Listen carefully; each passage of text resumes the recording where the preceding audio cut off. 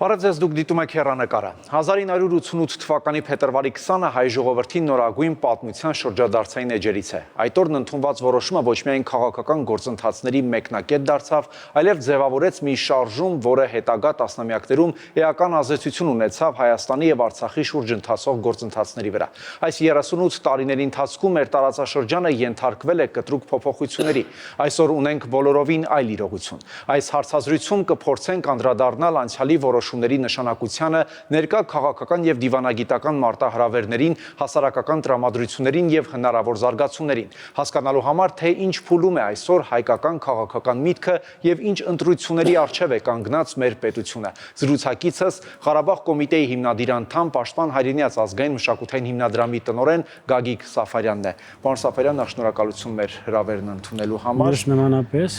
Ուղիղ 38 տարի առաջ այս օրերին դուք էլ եք ազատության հրապարակում եւ Ղարաբաղյան շարժման ձևավորման ակունքներում եք կանգնած։ Եվ նաեւ սա հաշվի առնելով 1988 թվականի փետրվարի 20-ի որոշումը ինչ նշանակություն ունեցավ քաղաքական գործընթացների համար եւ արդյոք այն ժամանակ պատկերացնում եք, որ երկարաժամկետ արդյունքները կամ գուցե հետևանքները։ Ինչ խոսք 1988 թվականի փետրվարի 20-ին արդեն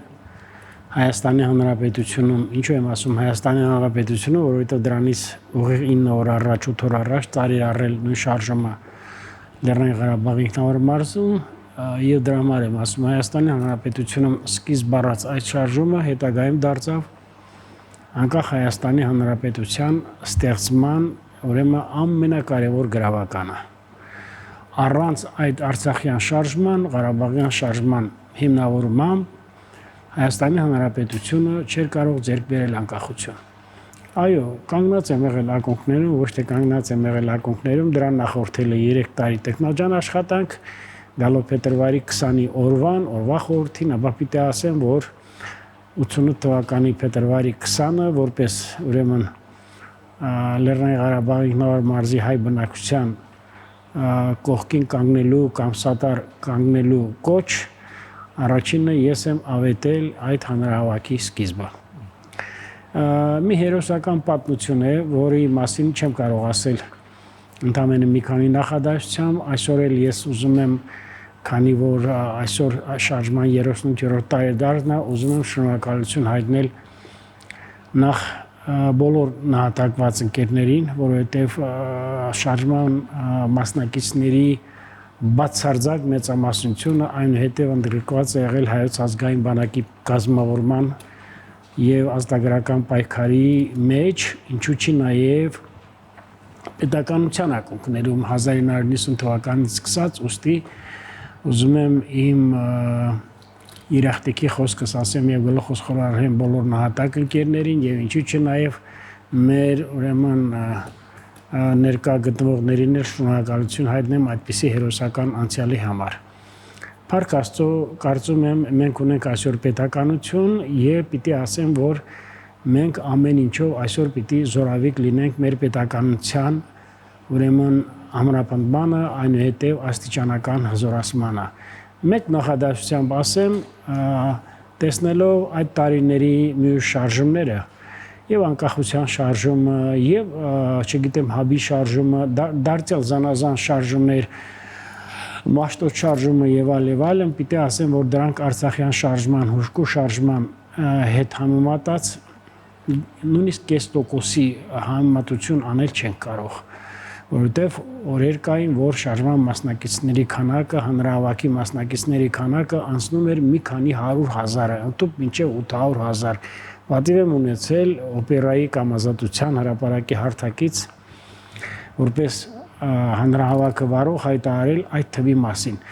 Ամեն դեպքում կրկնում եմ Արցախյան շարժման հիմքով Արցախյան շարժմամբ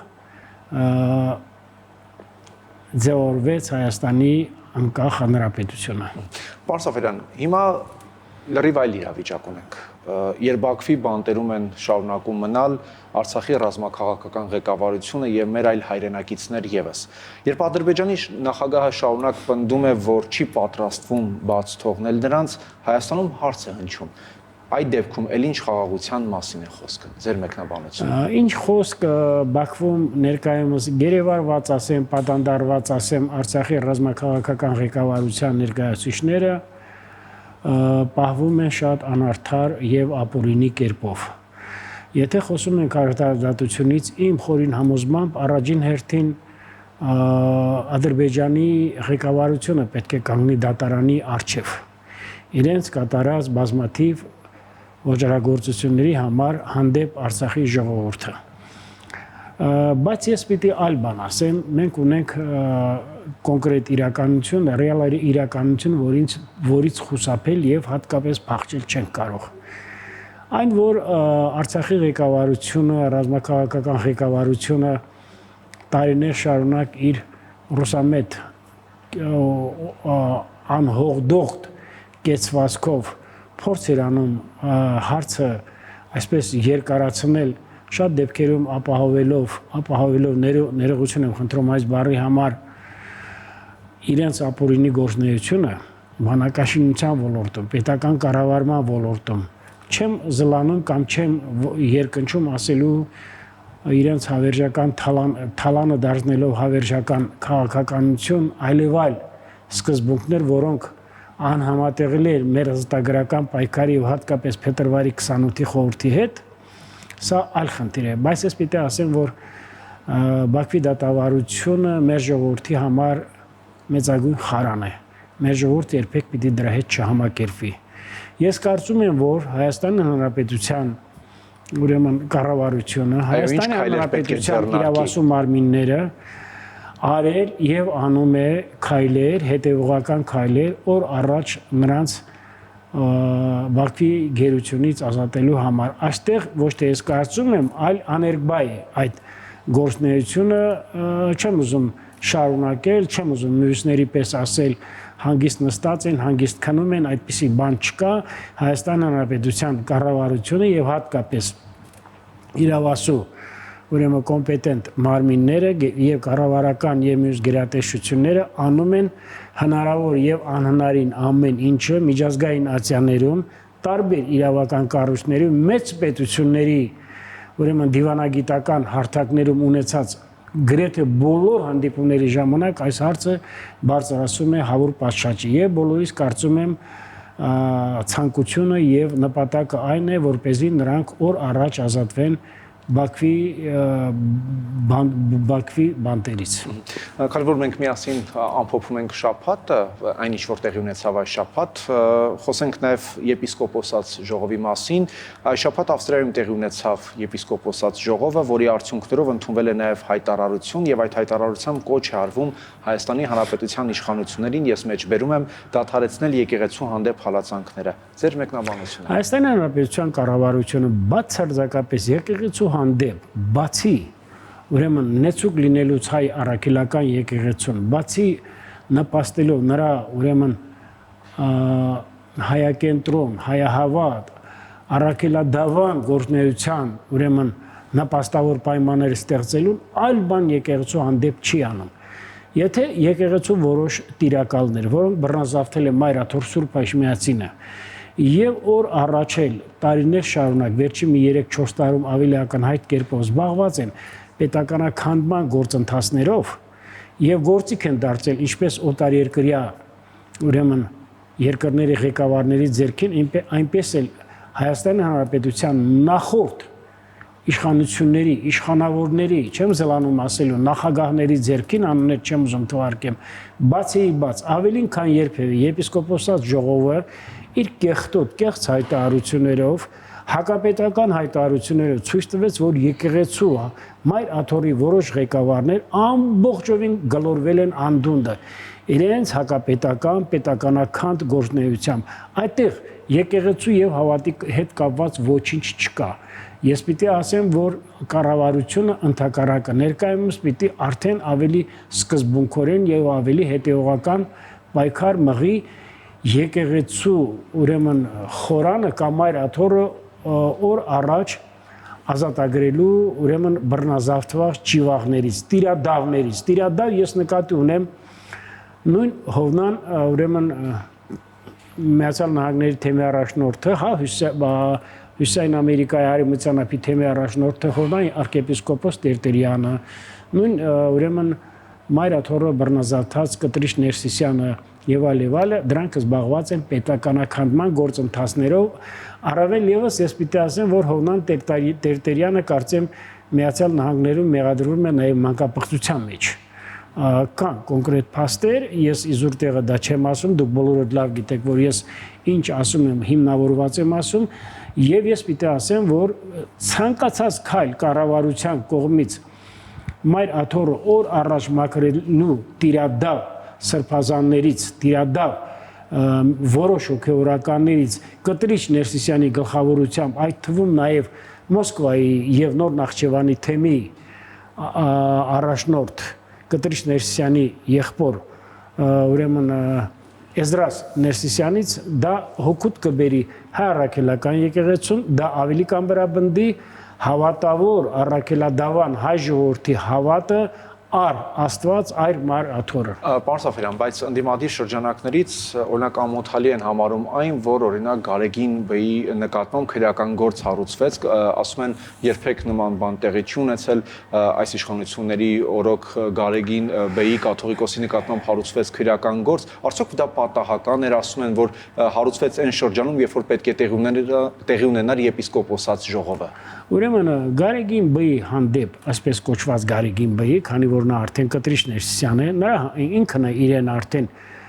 դրել այն դիրքում, որ նրան պետք է կոչեն Կտրիշ Ներսիսյան, նրա հանդեպ ոչ մի հալածանք չկա, այն ինչ որ կա, արվում է օրենքի տառին ու ոգուն համապատասխան, քանի որ բոլորս էլ գիտենք, որ նա ամբողջովին ընկղմված է հակապետական գործունեության մեջ եւ նրա Ավստրիայում ներկա լինելը ավելի կխորացներ պետության հանդեպ որոշ քաղաքական ուժերի, այսպես կոչված, այդ թվում նախորդ նախագահների վրեժխնդիր քաղաքական գործունեությունը գալով ասելով, որ ընդդիմադիր ուժերը այդպիսի հայտարարություն են արել, ուրեմն այդ ընդդիմադիր ուժերին ես կանվանեի ոչ թե քաղաքական ճամբարը փոխածներ, այլ գրպանափոխ ընդդիմադիր ուժեր, որոնցից մեծ մասին ճանաչում եմ եւ գիտեմ նաեւ նրանց գործունեությունը պետական գործունեության մեջ, քաղաքական գործունեության մեջ ինչպիսի շռնդալից ամբարո հարյուրավոր երևույթներով է հայտնի։ Քանի որ խոսեցիք քաղաքական ուժերից, որքան մոտենում են խորհրդարանական ընտրությունները, դրանք նշանակված են հունիսին 7-ին, այնքան ավելի է զարգանում քաղաքական դաշտը եւ մենք արդեն տեսնում ենք համագործակցության օրինակներ, ըստ ձեզ ձևավորվող քաղաքական նոր համագործակցությունները որքանով են գաղափարական եւ որքանով իրավիճակային։ Գաղափարական միայն մի բառով ասեմ, որ քանի որ նրանք ուրեմն ամբողջովին արտահայտում են ռուսական կասերապաշտական ուրեմն պետական տրամադրություններն ու շահերը։ Անգլերեն մի բառ կա, որը կոչվում է bungee jumping։ Երբ որ պարանը մեջքիդ կապում են եւ անդունդով թռնում ես, իմանալով որ մեկը վտանգ չկա, բայց ասում են այսքան պետք է թռնեք, տալիս են այսքան ուրեմն հնարավորություն կամ ասենք այսքան թռնելուց հետո վտանգ չկա կամ հանգիստ կարող եք այսքան ասել։ Հիմա տեղի է ունենում ուրեմն զուտ ռուսական ուրեմն կողմնորոշման ներկայացուցիչների այսպես ասած կոնսոլիդացիա, որը ինձ ուղիղ հիշեցնում է 1920 թվականները։ Այստեղ գաղափարական հիմքի վրա ոչ մի կոնսոլիդացիա չկա, ոչ մի դաշնություն, դաշինք ասեմ, ոչ մի խմբավորում չկա, բոլորը այդ արտահայտում են ռուսական կասերապաշտական շահերը։ Առավել եւս հատկապես տեսնում եմ այսօր հայտնի գործարարին ինչպես է կոչում հայացք Հայաստանին, թե չգիտեմ, առաջարկ Հայաստանին, ինչ ուժեր են այնտեղ միավորվում, ինչ ուժեր են այստեղ հիմա փորձում մտնել հզոր Հայաստան կուսակցության, հզոր Հայաստան,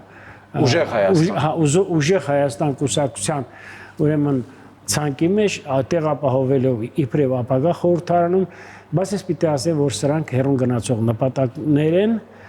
փորձ է արվում այստեղ վերստին ուժեղացնել ռուսական ազդեցությունը, մի բան, որը որ չի հաջողվելու։ Գյումրի 2 բացառվում է ներքաղաքական կյանքում, այդպիսի բան լինել չի կարող, Չնայած ես ասեմ, որ Գյումրի տեղական ինքնակառավարման մարմինների ընտրություններում քաղաքացիական պայմանագիր կուսակցության ներկայացուցիչը բավականին մեծ ձայներ է հավաքել, շուրջ 36%։ Բայց ես այլ բան եմ ուզում ասեմ, որ այսօր նրանք միավորված են հանուն շահի, հանուն գրպանի, հանուն ռուսական ազդեցության ուժեղացման, ընդդիմություն, որը ամբողջովին մեր երկրի ձեռքբերումները ներկայացնում է սև, ներկայացնում է գորշ գույներով, ներկայացնում է ուրեմն սարսափեցնող եւ ահագնացող վտանգներով մի բան, որը որ չկա։ Խոսքը վերաբերում է թե օգոստոսի 8-ին ստորագրած ուրեմն հռչակագրին, մեմորանդումին, հուշագրին Միացյալ Նահանգներում, Թրամփի ներկայացան Ադրբեջանի եւ Հայաստանի ղեկավարների միջև, խոսքը վերաբերում է խաղաղության խաչմերուկին, խոսքը վերաբերում է մարդիկ նույնիսկ ավելի շատ փորձում են Հայաստանին ներքաշել Իրանի դեմ պատերազմի մեջ կամ իբր Հայաստանը այսօր որպես Իրանի հարևան դառնում է Իրանի ողերին, ուրեմն հարևաններից մեկը։ Սա դավադրություն է, սա դավաճանական մոտեցում է սեփական ժողովրդի հանդեպ եւ կարծում եմ, որ մեկըդմիշտ մենք պետք է սա արմատախիլ անենք։ Այն ուժերը, որոնք կգիտակցեն, որ այսօր պետք է հզորանա Հայաստանի պետականությունը, որոնք պետք է ցուցաբերեն կառուցողական մոտեցում Հայաստանի Հանրապետության եւ նրա պետականության, ինչպես ամրապնդման, այնպես էլ հզորացման համար, նաեւ կոչս ուղղում եմ Սփյուռքում բնակվող 100,000-ավոր եւ միլիոնավոր բնակիչներին, որովհետեւ գաղտնիք չի, որ նախորդ ղեկավարների ժամանակ, սկսած Լևոն Տեր-Պետրոսյանից մինչեւ վերջին նախագահը, Սփյուռքը օգտագործել է որպես կատնատու կովի։ Սփյուռքից ով որ եկել է այստեղ գործարարներ միշտ ասել են ինչքան եք պատրաստ ներդնել կամ ինչքան եք օգնելու։ Ես թեման փակում եմ, հակառակ դեպքում ներկա ուրեմն քաղաքական ընդդիմախոսների եւ քաղաքական օպոզիցիայի ընդդիմադիր դաշտի մտածելակերպը, եթե պիտի իմպլեմենտացվի կամ հաջողության հասնի, ապա մենք կդառնանք թափառական ազգ պետականությունը ատելով։ Մենք կզբաղվենք աստանդակամությամբ, վագաբոնդիզմով, թափառաշրջիկությամբ։ Տեսեք, ինչ ասես, ինչ գաղափար ասես հորինում են, այստեղ գաղափարի մերձեցում չկա։ Լուրջ իրենց համար մասնագիտական ձեռքբերում են դարձրել ուրեմն լարախաղացությունը, չէ, էկվիլիբրիստիկան, ավելի հայերեն ասեմ, այո, քանդրբազությունը։ Եվ ես պիտի ասեմ, որ մենք այսօր էլ տեսնում ենք, որ Ռուսաստանը գնալով դեպի անդունդ է գնում։ Մի քանի ամիս եւ Ռուսաստանը ավելի մեծ տնտեսական կոլապսների մեջ է հայտնվելու եւ ինչպես են ասում առնետները ավելի շուտ են լքում նավը գալով Իրան-Թուրքիա հարաբերություն Իրան-Ամերիկա Միացյալ Նահանգներ հարաբերությունների մեկ նախադասության պիտի ասեմ, որ Հայաստանը իր ուրեմն արդեն 2 տարի է մեկնարկած բազմավեկտոր արտաքին քաղաքականությամբ դիվերսիֆիկացված կարող է ուրեմն այդտեղ ունենալ ուրեմն իր կայուն քաղաքական գիծը, որը համոզված եմ այդպես էլ Հայաստան Հանրապետության կառավարությունը տանում է։ Շնորհակալություն։ Ես եմ շնորհակալ։ Հեռանկարում Ղարաբաղ կոմիտեի հիմնադիր անդամ Պաշտպան Հայրենիաց մշակութային ազգային հիմնադրամի տնօրեն Գագիկ Սաֆարյանն էր։